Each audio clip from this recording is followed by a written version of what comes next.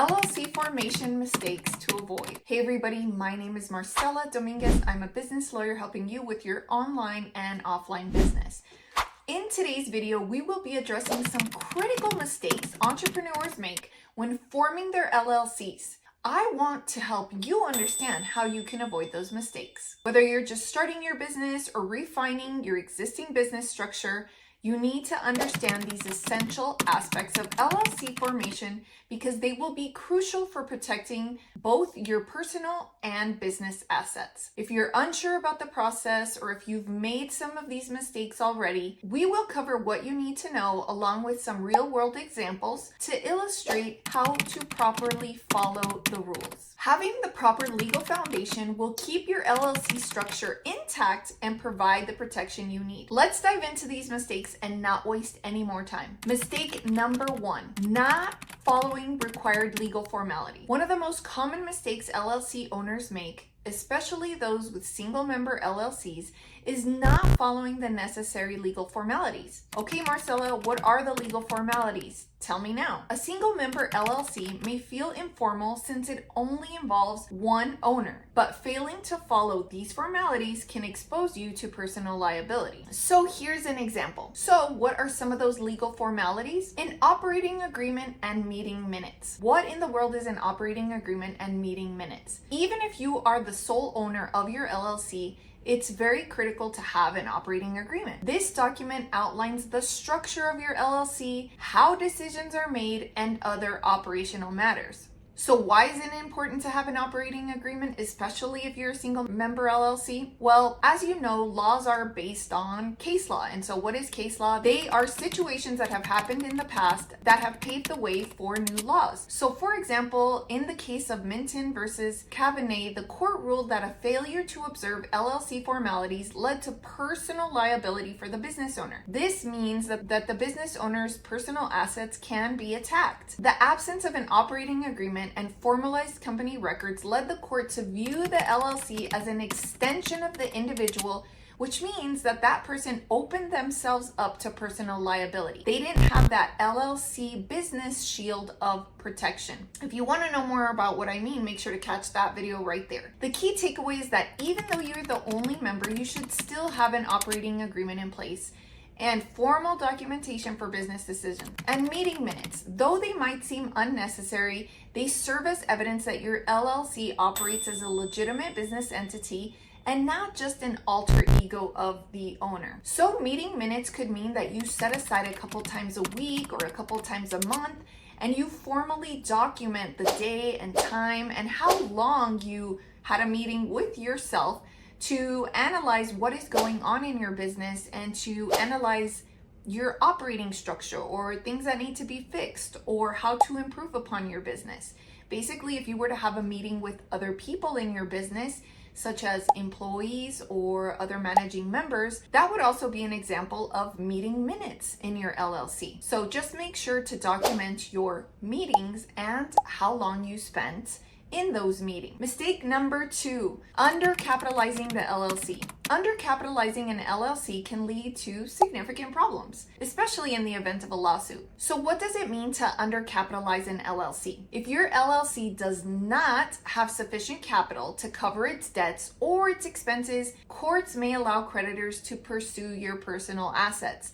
In other words, you will lose that LLC shield of protection and your personal assets can be attacked in the event that you do not have sufficient capital to cover your debts or your expenses. So basically, you want to make sure that you have enough assets to cover your liabilities, your expenses, so that you are not exposing yourself to personal liability. And so like I said, I want to refer to a real life example in Zapata versus Zapata. The court found that the LLC in question was undercapitalized, leading to a ruling that the LLC could not protect the owner from liability. You see, an LLC is like a shield. It is an armor. Make sure you catch that video where I explain more about the armor. The court held that if an LLC is not capitalized properly to meet its foreseeable business needs, it could be viewed as a mere shell and its legal protections could be pierced. So you want to have more of an armor rather than a shell, because when the court uses the word shell, they mean that it can be pierced. With a shield, that is not the case. So to avoid this, again, you want to make sure that your LLC is properly capitalized from the outset. You want to make sure that there are enough funds in your business to cover operating costs and avoid taking out more than the business can afford. Doing so ensures that the LLC remains a separate entity and retains its liability protection. Mistake number 3, commingling personal and business finances. Mixing your personal and business finances is one of the most dangerous mistakes you can make when you form an LLC. Why is it dangerous to commingle your personal and your business assets? Doing so can lead to the court treating your LLC as an alter ego, which means it could be disregarded as a separate entity, again,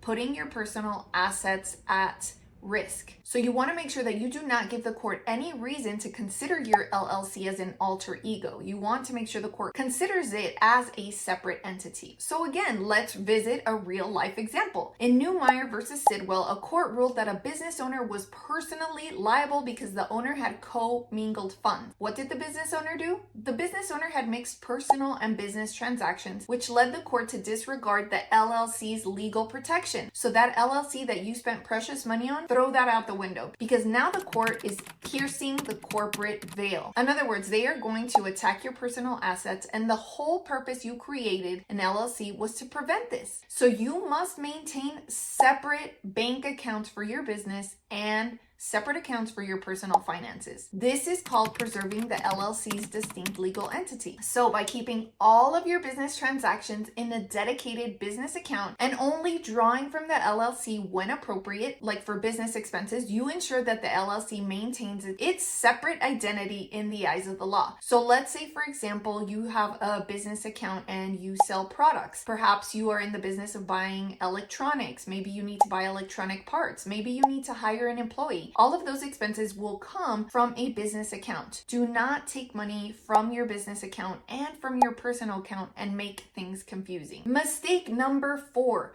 Failing to treat the LLC as a separate entity. Many business owners fall into the trap of treating their LLC obligations as their own. This can be a major issue as it undermines the LLC's legal status as a separate entity, and again could result in the loss of liability protection. Okay, Marcella, you told me the law, but you told me you were going to give me examples. So here we go again. In the case of Murray versus Minor, the court found that the business owner, that could be you, the person watching, the business owner personally guaranteed a contract which resulted in personal liability. The LLC should have been the entity signing the contract, not the individual. So let's say you are hiring an independent contractor, or you're hiring somebody to revamp your office, like a contractor or a designer. You want to make sure that you sign in the capacity of your business. Do not sign as an individual, because you are doing this for a business purpose. So make sure you sign as the business and not in an individual capacity using your name. It's critical that when you enter into contracts, whether you're leasing a property or again hiring contractors,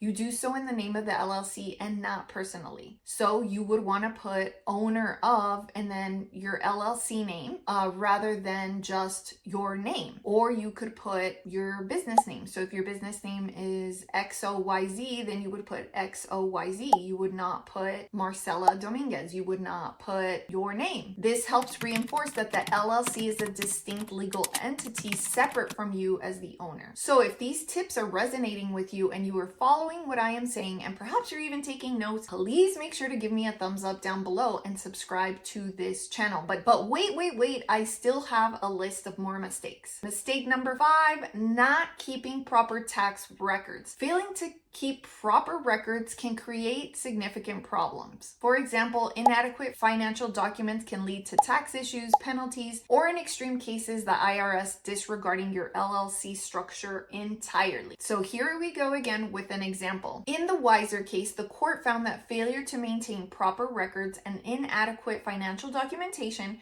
resulted in the IRS piercing the LLC's veil and pursuing the owner personally for business debts. This highlights the importance of having clear, well-maintained tax records to prove that the LLC is a legitimate business entity. To avoid this, ensure that you keep detailed financial and tax records for your LLC. If you are somebody who likes to manually keep track of your records, then please make sure you are extremely organized. And there are business softwares out there that can help you keep very good track of your expenses and of your income. And then you can classify those through the app, which is very, very easy to use. And this will help you stay organized. So keeping up to date with records will not only help with tax filings, but will also demonstrate that your LLC is a separate entity deserving legal guidance. So while these steps are critical for maintaining a properly functioning LLC, many entrepreneurs still overlook these easy to follow rules, which could lead to serious consequences. So if you need any help or you have any questions regarding any of these mistakes that I've listed, please make sure to send me an email. It is always free to do so. I am more than happy to consult with you regarding your LLC, and if not, I can always refer you to somebody who would be more than happy to help you. We want to make sure that you have set up a strong foundation for your LLC, whether it's online or offline, so that we can move forward with also helping you with intellectual property matters, say copyright or trademarks, because those are equally important. But if you want a really strong legal foundation, make sure you also check out that video right there, because in that video I explain the importance of setting up your LLC with a name that makes sense,